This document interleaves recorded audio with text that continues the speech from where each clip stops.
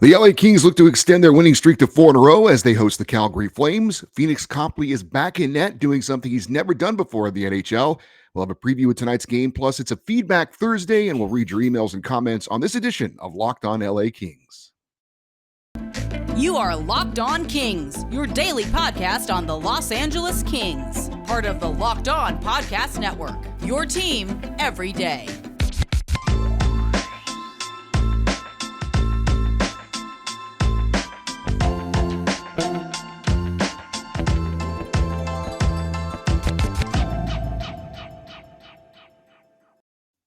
Hey, Kings fans, welcome to Locked On LA Kings, your team every day. Thanks for making Locked On LA Kings your first listen every day. We are free and available wherever you get your podcasts and on YouTube. Please like and subscribe if you're enjoying this content. We're at over 1,000 subscribers and counting. Thank you for all the support of the YouTube channel and the podcast as well. I'm Eddie Garcia, your host of Locked On LA Kings. I've worked in sports media for almost 30 years, the past 20 plus years at the Fox Sports Radio Network. I'm also co-host of the Puck Podcast. It's a weekly NHL review show that's been putting out content for the past 16 years. And a passionate LA Kings fan for over 30 years. Today's episode is brought to you by BetOnline. BetOnline, as you cover this season with more props, odds, and lines than ever before. BetOnline, where the game starts. Happy to say we had no fuzzy video on YouTube yesterday. Clearly, turning the computer off and on was the solution. Fingers crossed, we have no fuzzy video today. I hope I did not jinx it. The Kings are back in action tonight, hosting the Calgary Flames, riding a 3-game winning streak. LA is looking to win 4 in a row for the second time this season, having won 4 straight from November 5th to November the 12th. Kings check in with an 18-12-5 record for 41 points, having won 3 in a row. The Kings lineup has expected to be the same as it has been for the last couple of games. I did see that Dennis Bernstein reported on Twitter that it will be Phoenix Copley back in net tonight for his 5th straight start. According to Alex Faust on the last Kings TV broadcast, Copley has never started 5 straight games in his NHL career. So if that's the fact, some uncharted territory for Phoenix Copley tonight. Let's hope that record 5th straight start is a good one. So far in the season, Copley 5-1 with the LA Kings, allowed a total of 15 goals in those 6 starts so far, 171 shots on goal. He's got a 2.43 goals against average and a 912 save percentage. But as I mentioned on yesterday's show, if you take out that 6 goals against performance against Buffalo, which I know you can't really do, but I'm going to do it anyway. Copley's numbers, aside from that third period in Buffalo, are actually exceptional. 1.8 goals against average, a 935 save percentage. So other than that Sabres game, he's allowed no more than 2 goals in any of his starts so far. So Phoenix Copley, the Kings riding the hot hand, as I suspected they would. And so that I'm sure that means Jonathan Quick will go the following night in Arizona against the Coyotes. As for the Kings and Flames, this is the second of 4 meetings between the two teams this season. LA lost the first meeting back on November the 14th, 6-5 in Calgary. That loss snapped the Kings' only other 4-game winning streak at the time. Of course, we're hoping for a 4-game winning streak tonight. In that first meeting, the two teams had a wild opening period. If you recall, 6 goals scored up in Calgary in that first period, 4 of them by the Flames. Hopefully, we do not see anything like that tonight. The Kings did outscore the Flames 2-0 in the third, but their rally fell short and they lose by a goal. Jonathan Quick allowed all 6 goals on 30 shots in that loss. I think that was also probably part of the reason why, not exclusively why, the Kings and Todd McClellan decided to stick with Phoenix Copley. Of course, there are a few reasons. Copley's been playing well of late. The team's been playing well with him in net. You've got back-to-back games, and the Flames haven't seen Phoenix Copley, so I'm sure there's a scouting report on him, but it's a little bit different when you haven't seen a goalie for the first time. Maybe that takes them a little while to get things going. They know Jonathan Quick. They've beaten him already this season, and Quick did allow 6 goals, as I mentioned. So all that factors in. It seemed like the logical move to have Phoenix Copley be in net again tonight. This is the Kings' 3rd straight game against a fellow Pacific Division opponent, having beaten the Sharks and Ducks in the first 2 games of their current homestand. LA is currently 2nd in the Pacific Division with 41 points. As for Calgary, they've got 36 points. They sit in 6th in the Pacific Division. Flames are currently the first team in the Western Conference on the outside looking in at a playoff spot, looking for a wild card spot. By the way, if the playoffs started today, which they certainly do not, the Kings would face the Kraken in the first round. Just some food for thought. The Flames have a couple of losing streaks this season that have really hurt them so far as far as getting any kind of consistency going. They lost 7 in a row from late October to mid-November, and then had a 5-game losing skid in early to mid-December. Flames are currently riding back-to-back wins, but a really weird situation. And other than the COVID year or years, I can't remember this happening. But the Flames have won back-to-back games, both against the Sharks, both in San Jose. So a weird doubleheader of sorts. They weren't it wasn't on the same night. There was a day off in between, but yeah, the Flames got to stay in the same hotel in San Jose for a few extra days. That's very weird and something you just don't see very often. I have no idea why that was the case, but yeah, they're coming off back-to-back wins over the Sharks in San Jose. So interesting. The Flames were my pick and the pick of many to win the Pacific Division at the start of the year. And despite a tumultuous offseason for Calgary, if you didn't know, their top two scorers from a year ago, I'm sure you're familiar with one of them, but Matthew Tkachuk and Johnny Gaudreau left in the offseason. Gaudreau signed a free agent deal in Columbus, which shocked the hockey world. As for Tkachuk, they wanted to sign him to a long-term extension. He said no, was going to be a free agent at the end of the year. And so they said, well, we're not going to let you go for nothing like we do with Johnny Gaudreau. So they traded him to the Florida Panthers in exchange for Jonathan Huberdeau and defenseman Mackenzie Weegar. They also signed free agent center Nazem Kadri, fresh off a Stanley Cup win with the Colorado Avalanche. But so far, it hasn't translated on the ice, these changes. And maybe you could say they're still trying to work things out. They're trying to develop chemistry with these new key players. But again, so far, the season has not gone as well as a lot of people thought it would be. And part of the reason also is that their star goalie, Jacob Markstrom, has been struggling as well. This was a Vezina Trophy finalist a year ago. But so far this season for Markstrom, 10-8-4 is the record, a 2.88 goals against average and an 893 save percentage, which is certainly not him. So that has not helped the Flames this season as well. Calgary entering the night 22nd out of 32 teams in power play percentage. They are sixth in the NHL in penalty kill percentage. So I guess maybe kind of strength versus weakness going head to head against each other tonight. So the Flames don't have a great power play. The Kings don't have a great penalty kill, but the Flames have a good penalty kill and the Kings have a good power play. So again, strength on strength, I guess. Link this on whatever. We should see a few former Kings in the lineup for Calgary tonight. Of course, Daryl Sutter, the two-time Stanley Cup winning coach of the LA Kings, is now guiding the Calgary Flames, I believe for their second time in his career. But Tyler Toffoli, Trevor Lewis, Milan Lucic all should be in the lineup tonight for the Calgary Flames, former Kings, taking on their old team. So a brief preview of tonight's game. Kings should get a bit of a tougher test tonight than they have in the previous two games against the Sharks and the Ducks. But Calgary, a little bit like LA this year, not necessarily playing up to expectations, although the Kings are in second place. It is such a weird year for the Kings, having, where they are in the standings, despite the fact they've been inconsistent. But the Flames have been even more inconsistent. They're having issues in net, like the Kings have been having at points of this year. So a little bit of a mirror image, I guess, in a sense, that the Flames are underachieving, not playing consistent hockey, and having issues where they didn't expect to have issues. So a little bit of a preview for tonight's game, the LA Kings taking on the Calgary Flames. We're going to talk and read some of your comments, some of your emails with a feedback portion of the show coming up in just a second. But I do need to remind you that today's episode is brought to you by BetOnline.net. BetOnline.net is your number one source for sports betting information, stats, news, and analysis. Get the latest odds and trends for every pro and college league out there, from football to basketball, esports. They've got you covered at betonline.net. And if you love sports podcasts, you can find those on BetOnline as well. BetOnline is always the fastest and easiest way to get your betting fix. Head to betonline.net today or use your mobile device to learn more. That is BetOnline, where the game starts.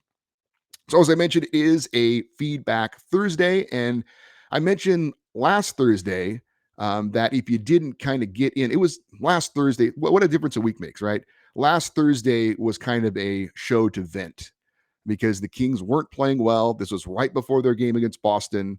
They had lost with that embarrassing 6-goal third period against Buffalo. They had lost against a bad Blue Jackets team in overtime, and things weren't looking great. And I had thrown out there, and I've mentioned it a few times, maybe a coaching change. And I invited you to give your opinions. And there were a few emails that came in maybe the next day or over the weekend before the Boston win. And I want to read some of those emails first, just to kind of remind us where we were a week ago. And the first one comes from Chris. He is in Northern Nevada, Carson City, to be exact. And Chris, thank you for including your location. I think everyone included their location this week. So thank you for listening to my request, by the way. So Chris in Carson City, Nevada says, this road trip has been a microcosm of the entire season. Such up and down play from game to game. If you look at a glance, 3-2-1 on a 6-game East road trip, you would feel good.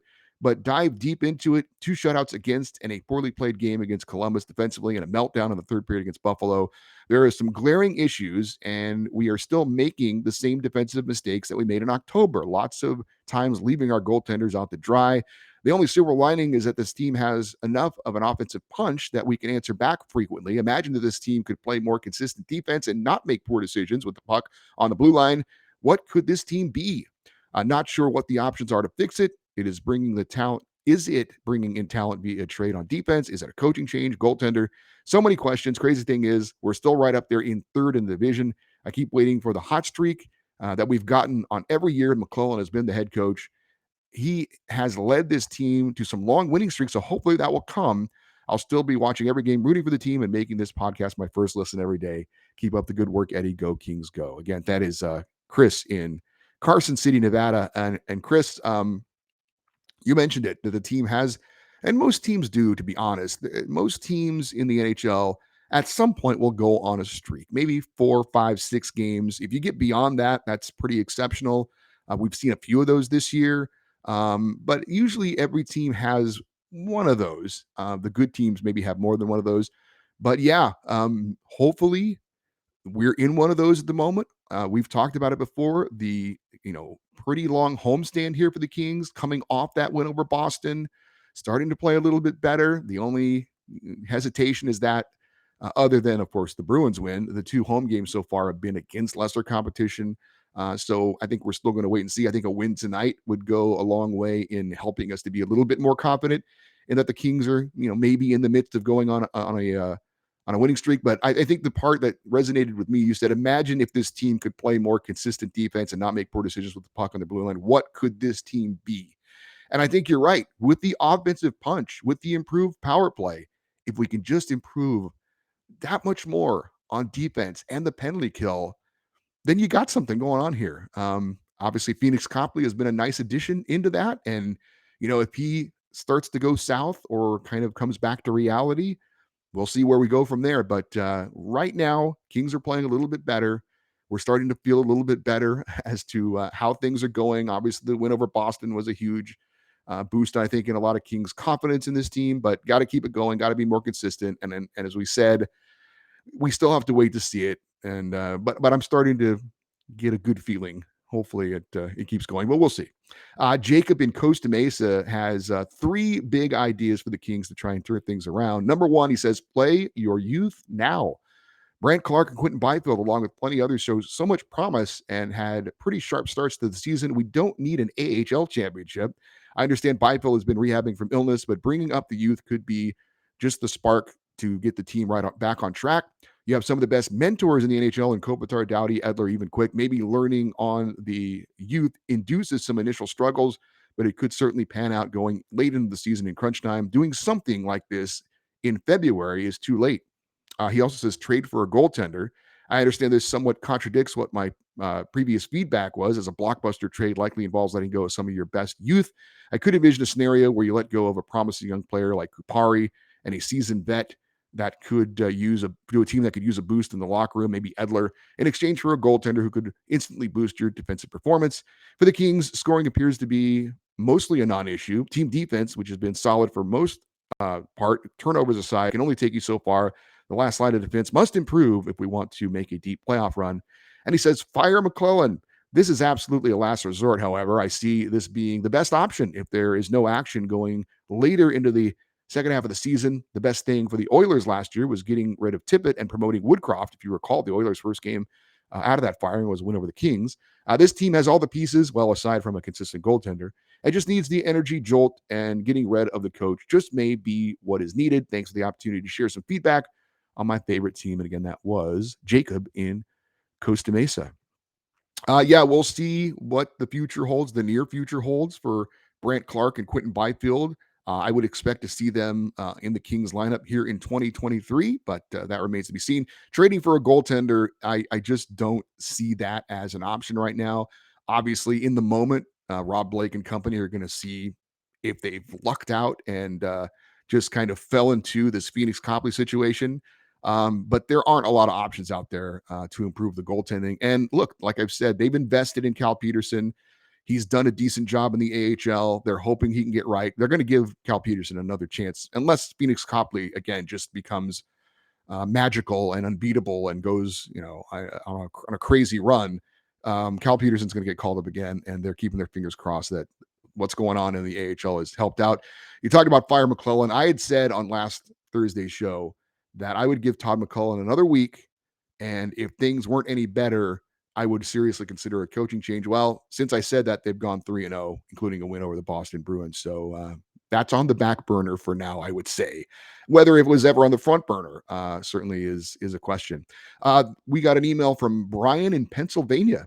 Brian is a Kings fan in Pennsylvania. By the way, Brian, any chance you're a Steelers fan? Because I'm a Steelers fan and a Kings fan, and it's an interesting combination. But anyway, Brian says, let me start out by saying I'm a huge Kings fan here in Pennsylvania. I wanted to write to say that first off, I'm very happy that we only got a win tonight on the road, but beat the best team currently in hockey, the Bruins. How fitting that Trevor Moore would win it for us with the awesome news today of his contract extension. However, I know I'm late with my thoughts on what direction the Kings should go in or do to get the Kings train back on track.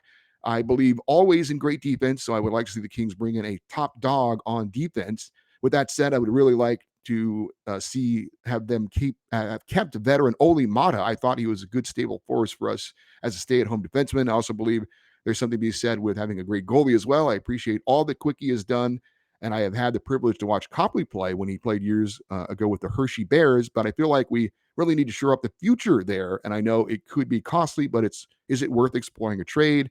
I did see a rumor just a week ago about a possible trade for Thatcher Demko. Lastly, it may be time for a new coach, a new voice in the room. I know Barry Trotz is out there. Now, with that said, I don't recommend doing anything till at least, say, the beginning of the new year. I say if the Kings are improving, playing consistent, and trending upward, then it's time to make some moves, perhaps in every area I've spoken about. Again, I'm no expert. These are just some thoughts. Love your podcast, Eddie. You do an excellent job in covering the previous game and covering topics of interest with the team. Keep up the great work. LA Kings for life. And again, that was from Brian in Pennsylvania. Brian, let's see, what would I say about again the trade for a goaltender? I don't see that this season. Certainly in the offseason, I think the Kings might explore something. The rumor about Thatcher Demko from Vancouver, if you don't know, I don't put much stock in that. He's still a very good young goalie, and the Canucks are having issues, but I don't see them hitting eject on him. They've got some bigger fish to fry right now. They're trying to trade Bo Horvat and Brock Besser, and that's on the front burner for those guys. I just don't think Thatcher Demko is going anywhere, at least not right now. And by the way, Barry Trotz, if you didn't see it, came out this month recently and said that he will not be getting back into coaching this season, maybe next season, but he has no interest in returning to coaching at this point to join a team kind of in progress. So if that were even a possibility to begin with, apparently Barry Trotz has no interest in returning to coaching at some point this season. Mike in Lakewood says, congratulations on 100 shows. That shows determination, passion, and a lot of other good qualities. Looking forward to more interviews with people in the industry like Zach Dooley and Mike McKenna, and more hockey history tidbits as we proceed into the rest of the season. He then goes into a kind of a scouting report on some of the teams the Kings are competing with for a playoff spot. He says Edmonton is not the team of last year. They may find their game, but too little too late. Like the Kings with such a messed up start, I don't see Edmonton really being a dominant team down the stretch and beyond. Calgary defensively, not sure what's wrong with this team. They are nowhere near the regular season team of last year, and Markstrom is a great regular season goalie. But Calgary rocked last year during the regular season, as you know, almost as much as Colorado. And like I said, I just don't see them picking it up and making a substantial push. And Seattle, he says, like the Kings, I don't know what to think yet, but maybe they are legit. I don't think so. It is good to see another quickie backup doing good things. He's talking about Martin Jones. He says, again, good luck the rest of the way. Congratulations on 100. He didn't mention the Vegas Golden Knights, by the way. Vegas in first place in the Pacific.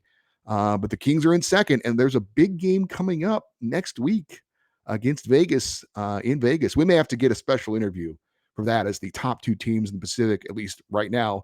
And hopefully then we'll be going head to head. Leslie in Tarzana says, in regards to Phoenix Copley, like the Kings this season, I'm hoping for the best, but preparing for the worst. It's hard to believe he can keep this up. I know he is from North Pole, Alaska, so maybe his play of late is a Christmas miracle. Have you had a chance to talk to him? I haven't seen him interview. Just curious what his personality is like. In Phoenix, we trust for now.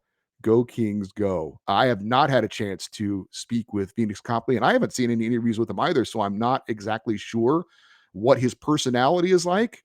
But I'm again, if he keeps playing the way he's playing, we'll hear more from Phoenix Copley. Although it's been my experience that goalies are a different breed, and they don't like to talk too much. Cal Peterson is kind of a quiet guy. Jonathan Quick, I'd love to know what Jonathan Quick is really like at a party. I bet he's fun. I bet he's cool. But when he's around the media, he's pretty stone faced. He's pretty doesn't reveal much. Doesn't show off his personality. I'm sure he has a good personality, but he does not reveal it very often. But goalies are a different breed, and I'm sure Phoenix Copley is probably a little bit of a different guy as well. I hear he's like a fitness nut, that he's like ripped, like he's super into fitness. So for what that's worth. Bill in Tustin says, hey, Eddie, what do you think about the digital ads on the boards during the games on TV? I hate them. Is this something that is here to stay? Thanks for the show. Bill, yeah, a lot of people around the NHL have complained about the digital ads during the TV broadcast where they have like the animation going on during gameplay. I it doesn't bother me at all. I got to be honest. I guess I'm in the minority, but I don't even really, it doesn't bother me one bit. But a lot of people apparently it does. I would say, maybe those, by the way, they're not going anywhere. That's advertising money for the NHL, and they basically don't care whether you don't like it or not. They're getting ad money, and that's all they care about. Maybe there's kind of a happy medium though. Like, in the NHL, they play music during stoppages. In the NBA, they play music during gameplay, which I hate. So maybe there's like a happy medium here with the digital ads as far as the animation. Maybe they could only use the animation during stoppages of play, and once the play's going, then no animation. But anyway, that's just my idea. Like I said, those things aren't going anywhere. Thanks to everybody who emailed. We are going to check in on some YouTube comments in a moment. But first, I need to let you know that today's episode is brought to you by NHTSA. You're hanging out with some friends and putting back a few drinks. If you become a few too many, and as the evening goes along, people start heading out and you think about calling for a ride, but now you live nearby, you can make it home okay. It's no big deal. What are the odds you get pulled over anyway? And even so, what's the worst that could happen? Your insurance goes up, you lose your license, you lose your job, you total your car, you kill someone. Everyone knows about the risks of driving drunk. The results are tragic and often deadly. However, that still doesn't stop everyone from getting behind the wheel under the influence. That's why police officers are out there right now looking for impaired drivers on our roads to save lives. So if you think you're okay to drive after a few drinks, think again, play it safe, and plan ahead to get a ride. It only takes one mistake to change your life or someone else's forever. Drive sober or get pulled over. I want to close it out with some YouTube comments. You are certainly more than welcome, as always, to make comments on the YouTube episodes. If you would like, it's encouraged, positive, negative, whatever. It's your chance to chime in on that day's episode. Robert Wu says there is no rule that precludes a team from having three goalies. Unlikely, but I wouldn't want Copley to pass waivers because he won't pass it. A team will claim him. Regarding Quentin Byfield, the mayor, John Hoven, has been stating that the Kings don't intend to bring him up until after Christmas. John didn't say why they've kept him down there for so long. I infer the reason is for QB to prove consistency, or they want him to be hungrier. Thank you, Robert. I don't see the Kings taking up a third goaltender. You're right. You could do that, and I'm sure it's happened occasionally, rarely in the NHL. But I don't see the Kings doing that. I think they would just keep Cal Peterson in the minors if Phoenix Copley again just turns into this incredible goaltender. I did see John Hoven. He said it in an intermission report on a Kings broadcast that the Kings didn't intend to call up Quentin Byfield until after Christmas, but he didn't say why. So that's fine. And it seems like he's going to be right about that. But again, I'm not sure why they've waited. Scott Allen says, my anxiety has dropped significantly with Copley's calmness between the pipes as compared to Quick and Peterson. He says, Brownie went a year too long. Is Quick in the same boat? Really hope he gets his game back to finish off what should be his last year. Yeah, we knew going into this season, what was the future going to be for Jonathan Quick? It was a big question mark. He hasn't played as well as he did a year ago to this point. But yeah, I think we all obviously admire and respect what Jonathan Quick has done as an LA King. He is the greatest Kings goaltender in their history. With all due respect to Hall of Famer Rogie Vachon, who didn't play his entire career in LA, Quick has. And he is the greatest goalie in Kings history. His 32 will be on the Raptors at some point. But yeah, hopefully it ends better than it has gone so far. The last one comes from Joe. He says, Brant Clark back on the Kings this year? No. Talented as F, but he's not physically ready to withstand the rigors of the NHL yet, especially during the drive to the playoffs and the playoffs themselves. Kings need to bring in some size, physicality, and experience. Good job by the Kings in getting him lots of exposure while not burning that first year. Thanks to all who made the comments on the YouTube channel. I picked a couple of ones that I thought kind of stood out, but everybody that comments really do appreciate it. Thank you to all who emailed and commented. We'll have more on a show next week. We do it every week, a little feedback show. If you want to send an email for a future show, the email address is lockedoneddie@gmail.com, EDDIE. We're on Twitter at LockedOnLAKings. We're on Instagram at LockedOnLAKings. Coming up on Friday's show, a full recap of the Kings-Flames game tonight. Face-off is set for 7:30 local time. Game's going to be televised on Valley Sports West, and you can listen on the Kings iHeart Audio Network. Thanks for making Locked On LA Kings your first listen every day. Now make your second listen Locked On Sports today. From the games that matter the most to the biggest stories in sports, go beyond the scoreboard and beyond the headlines with local experts that only Locked On can provide. That is Locked On Sports today, available on the Odyssey app, YouTube, and wherever you get your podcast. I'm Eddie Garcia. Thank you so much for watching and listening to Locked On LA Kings. Hopefully we talk about a Kings victory over the Flames coming up on tomorrow's show. And as always, we close out the show by saying, go Kings, go.